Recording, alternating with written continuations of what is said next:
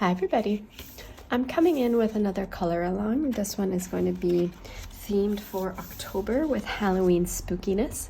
And I'm going to be doing this wonderful tortoise turtle guy here who has a house on his back and a cute little skeleton stuck over there, little cats in the window, and little bats flying up overhead. So I'm going to try using some distressed ink for this, and this is kind of the color scheme I'm going for. And so that's going to help give it a bit of a spooky, creepy vibe. The colors that I'm using are as follows. I don't own what other people use, which is the distressed Ranger inks, but I found these ones fairly inexpensively. And they're the iZink dye, which is a quick dry ink pad. And so the colors are going to be petrol, cassis, night. I'm not sure what Ucre stands for from French to English. And réglisse, I don't know what that means either, but the purplish one and the blackish one are the ones that I'm going to be using. So this is my first time using ink pads in a coloring book, and I have very little experience with ink pads in general. Most of it has been random swatching in my sketchbook to see how the colors work with each other. And so I relied a lot on YouTubers to teach me what to do, and they just seem to smush the colors on a page and it miraculously turns out. So I figured, all right, it's just a matter of smushing the colors on the page and hope that for me it also miraculously turns out okay. One thing that's really cool about it is it does have this smoky effect of these different colors just blending into each other, and the white of the page peeping through helps with create that sense of mist or smoke or fog, which I really liked. But I did feel like it was a bit blotchy, and it didn't really quite get a hang of not making little circles, because the shape of the applicator is a circle, so at the first laydown you have this very prominent circle, which then I try to blend out, but then it still has like the edges of the circle on the page. But when you put the whole thing together, overall you don't really notice it, and it does seem a bit smoother in the transitions in between each other, which becomes cool. And it is a very, very fast way of doing a background. Normally backgrounds take me forever to do. As you know, it's just a large area to cover with different colors. And so what I did try to do towards the end of this piece was put Prismacolor pencils on top of it in the top left-hand corner to smooth out some of those transitions between the colors. I do not recommend doing that. The two mediums do not mix well together. The tooth of the paper is so destroyed by this ink that the color pencils come across very, very streaky, and they cannot blend very well. So I would not recommend putting pencils on top of it. But for this next part here, I took a Pentel brush pen. I recently got it for Inktober, the challenge which I started, and then very soon pretty much immediately failed at. And so I wanted to explore the different line lengths you can get with this and outline some of those rocks at the bottom. So let's try to make the lines a bit more thick towards the back, and then just smaller streaks towards the front to create that sense of dimension and depth. And it was really fun to add in this level of detailing with a black pen, as opposed to trying to color in all of those different rocks separately. And it helps also create that sense of shadows by adding the shadows under the talons, I guess, of the tortoise.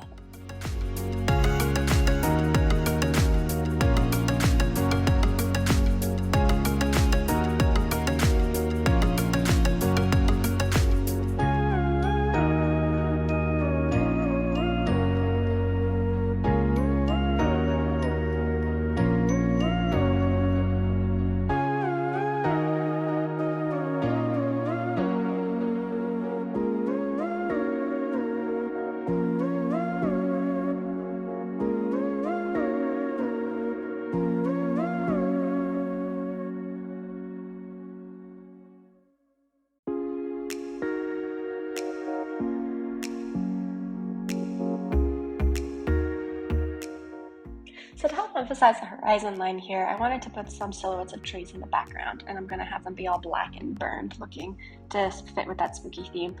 But again, since this is one of my first times using this pen, my control of it is not very good, and the lines kept on coming in very thick. And so the tree kept getting bigger and bigger because the lines kept on getting thicker and thicker. And so it's just a matter of working with it and just keep going, try hard to figure out how to add small thin branches and let it develop into the way it's developing. So it looks weird for now, but I promise it does get a bit better once I start finalizing some of those differences. So you can see over there in the corner that I've finished adding in the fullness of the tree and its dead branches. For this part here, I'm now moving into using Derwent Inktense on the body. I thought it'd be cool if I did the rest of it in Derwent Inktense. And so the technique is to use a water brush pen and just tip it on the end of the pencil to pick up a small amount of color. And if I pick up a bit of color that's a bit too dark, it's not that hard to just go over it with a clean brush to wipe it off. So I'm doing it again, this time with a purple color to outline around it, because I want those little circles to stand up as though they are raised little crusty edges, and then the rest of it just kind of gets dark as it builds up around it. And so dark chocolate is the next one here as the third dark layer, building in towards those shadows.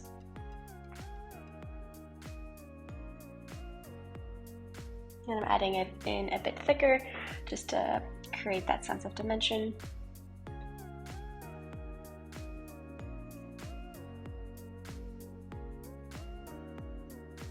And then finally for madder brown, as the brown that's going to come in, I wanted it to really focus on just this reddish, bloody-ish brown. And then I decided that I needed it even darker, so I just went directly onto the paper with the pencils, and the paper was still wet at this point, by the way, and so it did make a lot of pigment come out to be really dark. And then on top of that, I wetted it slightly just to blend it out, and then started doing the same for the body.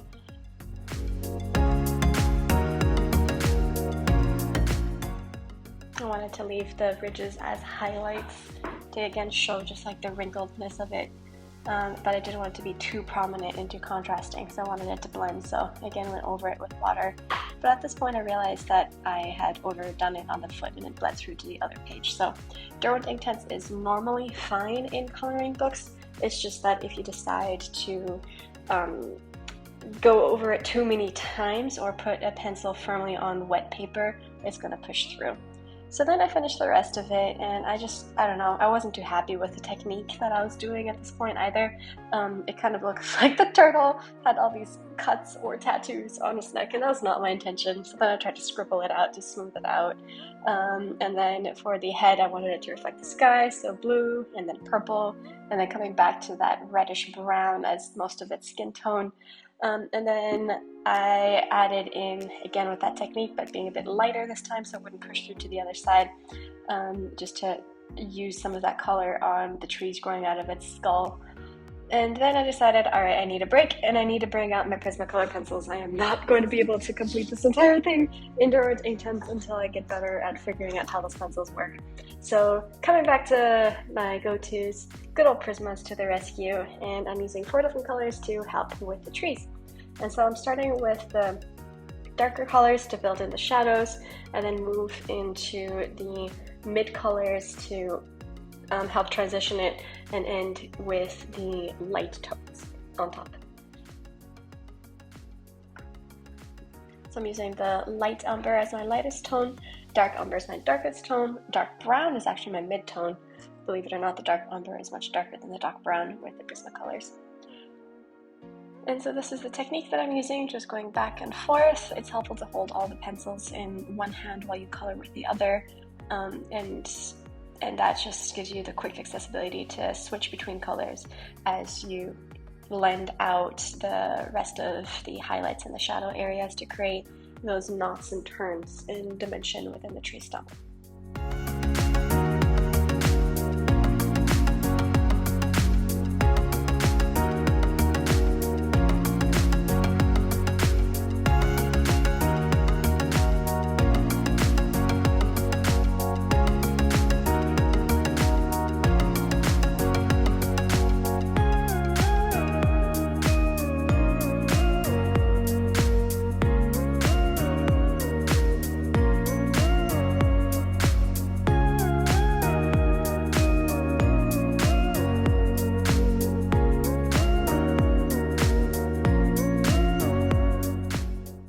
was about this time that my cat Karen decided that she had enough of me coloring and not giving her any attention, so she interrupted the process, insisted that I take a bit of a break so that we could spend some good quality time together.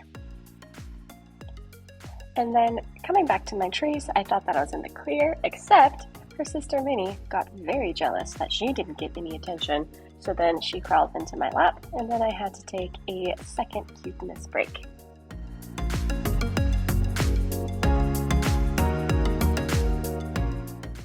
Now that the 2 cuteness breaks were over and the cats were satisfied, I was able to come back and finish the rest of the trees. I was making it darker in the back and then lighter towards the front, again to create that sense of depth and dimension, even though I'm not really sure where my light source is. Normally with good coloring, you're supposed to know where your light source is. I sort of created a moon in the background. We'll figure it out eventually. At this point, I'm just trying to get it done.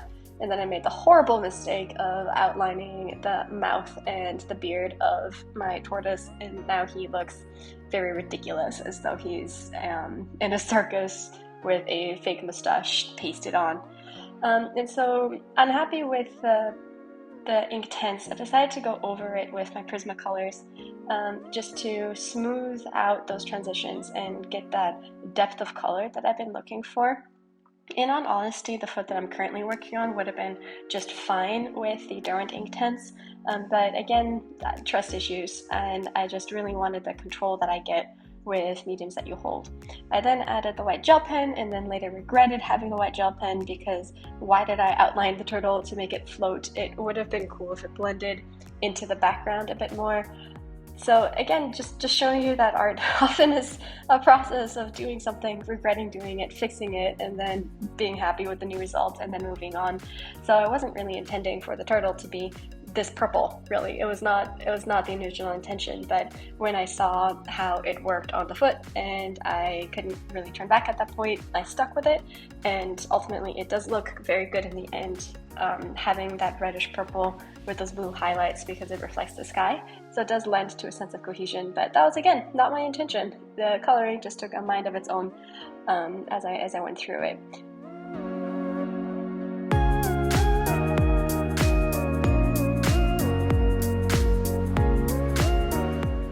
And even though I was not happy with the white outlines, I figured that I have to be consistent, because if I did it on one and not do it on the other, you notice that it's weird. So I had to eventually go over all of it with that white gel pen outline to make sure it's consistent. And the white gel pen also helps add some highlights. Alright, so then that continues with the rest of the body of my tortoise over here. Again, trying to pull where the shadows are, which is closer to its body, and the light source, which is further away from its body. Try to maintain some of those blue circles to show like the scales of the tortoise. But this leg here ended up looking really, really buff. Like, it was just all muscled out. That was not my intention, but it worked out and I'm not complaining.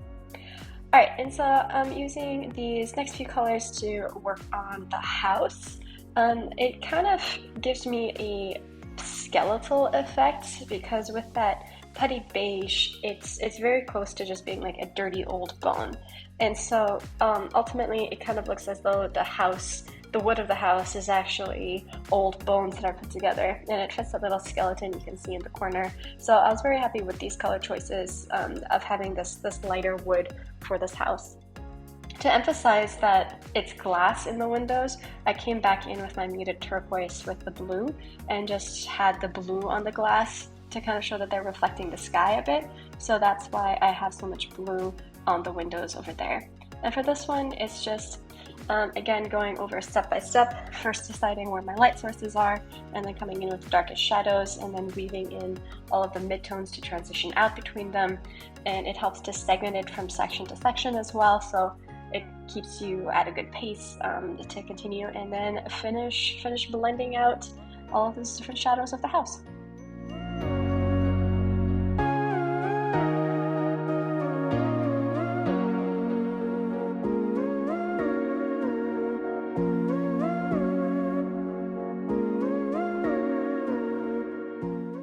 So for this part, I decided to use the same colors as the body of the tortoise on the roof, and that kind of helps lend it a sense of cohesion. Also because roofs are often depicted as this terracotta-y red, but I thought it'd be kind of cool to create more of a Halloween vibe and make it more of that purple. Alright, so last elements over here to color are going to be the scales. I wanted them to really be reflective of the blue in the sky, so I just really started by having the blue come in as my first base coat to show me where the highlights are. And then again coming in with the darkest shadows. So I guess that's my technique, to do both ends of the spectrum and lay those down first, just to have a sense of the dimensions of the different elements that are being colored here. And now I'm coming in and just with all of the colors just going in very specifically. I'm using a range of warm grays here, as well as that red again to pull it into dimension, and then that blue to add that highlight. And so it's just a matter of building up those different colors slowly but surely. It ended up being a bit bluer than I thought it would be. Like, I wanted it to be blue highlights but not have this much blue. But again, you just kind of roll with it. It's the thing that I've kind of discovering with coloring is you start with an idea, it ends up being something else, but it still works. So I guess that's what it ends up as. And maybe over time, if I develop as a colorist, I'll have a bit more control over how the end piece looks compared to the how I imagined the end piece would have looked before I started. But it's still a work in progress, and it leads to a sense of surprise when you kind of just color with the flow of a piece here and make some of those decisions on the go. Alright, and so wrapping it up with the front of the turtle over here.